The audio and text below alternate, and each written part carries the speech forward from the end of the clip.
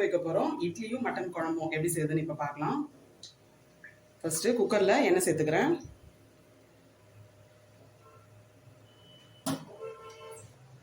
எண்ணெய் காஞ்சதும் இதில் சோம்பு சேர்த்துக்கலாம். இது கூடவே கொஞ்சமாக கருவேப்பிலை சேர்த்துக்கலாம். இதில் வெங்காயம் சேர்த்துக்கோங்க. நான் 2 வெங்காயம், மீடியம் சைஸ் வெங்காயம் 2 வெங்காயம் எடுத்து அரிஞ்சு வச்சுருக்கேன். அதை சேர்த்துக்கோங்க. வெங்காயம் நல்லா வதக்கி வரட்டும்.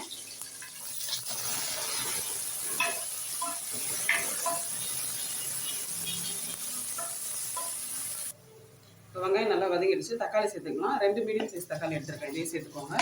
இது கூட உப்பு சேர்த்துக்கலாம். கொஞ்சமாக சேர்த்துக்கிறேன். பத்தாட்டி அப்புறம் சேர்த்துக்கலாம்.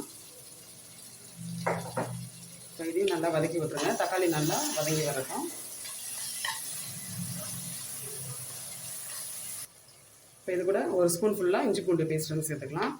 இதையும் பச்சை வாசனை போகிற அளவுக்கு நல்லா வதக்கி விட்டுருங்க. இப்போ இதில் மட்டன் சேர்த்துக்கலாம். நான் ஒரு 400 கிராம் அளவு மட்டன் எடுத்திருக்கேன். இதில் சேர்த்துட்டு இந்த வெங்காயம் தக்காளியோட ஒரு 5 நிமிஷம் போல் அந்த மட்டனை வந்து இதில் நல்லா வதக்கி விட்டுருங்க.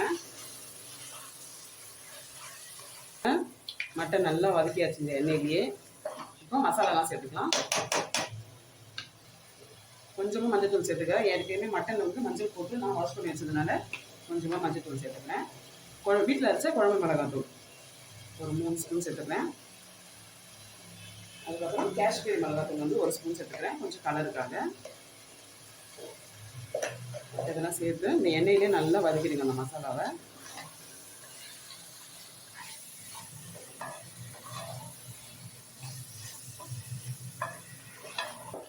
இப்போ மசாலாலாம் நல்லா எண்ணெயிலே வதக்கியாச்சு. இப்போ தண்ணி சேர்த்துக்கலாம். நான் கொஞ்சம் தண்ணியாகவே வைக்க போகிறேன். அதனால கொஞ்சம் தண்ணி அதிகமாகவே சேர்த்துக்கிறேன். உங்களுக்கு எந்த அளவுக்கு வேணுமோ தண்ணி அந்த மாதிரி சேர்த்துக்கோங்க. நான் டிஃபனுக்காக கொஞ்சம் தண்ணியாக வைக்கிறேன். நீங்கள் ரைஸ்க்கு சப்போஸ் நீங்கள் செய்கிறதா இருந்தால் கொஞ்சம் தண்ணி கம்மி பண்ணிக்கலாம். இப்போ இது கறியை நம்ம வேக விட போகிறோம். இதை மூடிட்டு ஒரு 5 விசில் வச்சு எடுத்துக்கிறேன். உங்கள் மட்டன் வந்து எந்த அளவுக்கு வேகுமோ அந்த அளவுக்கு நீங்கள் விசில் வச்சு எடுத்துக்கோங்க.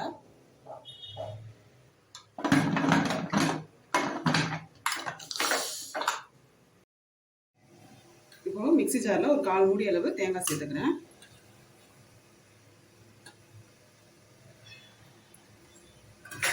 இது கூடவே ஒரு 1 ஸ்பூன் அளவு கசகசா,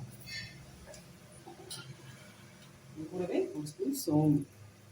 இது எல்லாத்தையும் நல்லா தண்ணி ஊற்றி டேஸ்ட்டாக அரைச்சி எடுத்துக்கலாம். ஒரு 5 விசில் வச்சு எடுத்தாச்சு.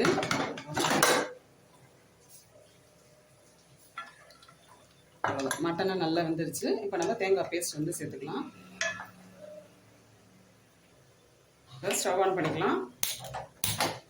இப்போ நம்ம அரைச்சி வச்சா தேங்காய் பேஸ்ட்டு சேர்த்துக்கலாம். சேர்த்து நல்லா கலந்துருங்க. தண்ணி மட்டும் உங்களுக்கு எந்த அளவுக்கு தேவையோ அந்த அளவுக்கு சேர்த்துக்கோங்க. தேங்காய்லாம் ஊற்றியாச்சு. தண்ணி வந்து இந்த அளவுக்கு தான் நான் வச்சுருக்கேன் டிஃபனுக்கு. இப்போ வந்து ஒரு 5 நிமிஷம் மட்டும் இது நல்லா கொதிக்கட்டும். இந்த தேங்காயோட பச்சாசனை போகிற அளவுக்கு மட்டும்.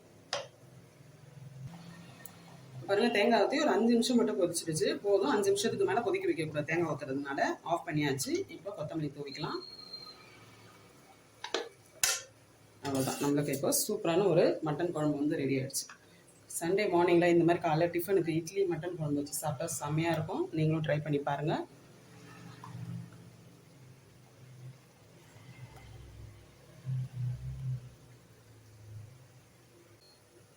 இந்த வீடியோ உங்களுக்கு பிடிச்சிருந்தா தஞ்சை கிச்சன் கலாட்டாவை மறக்காமல் சப்ஸ்கிரைப் பண்ணுங்கள் அண்ட் ஃபாலோ பண்ணிக்கோங்க.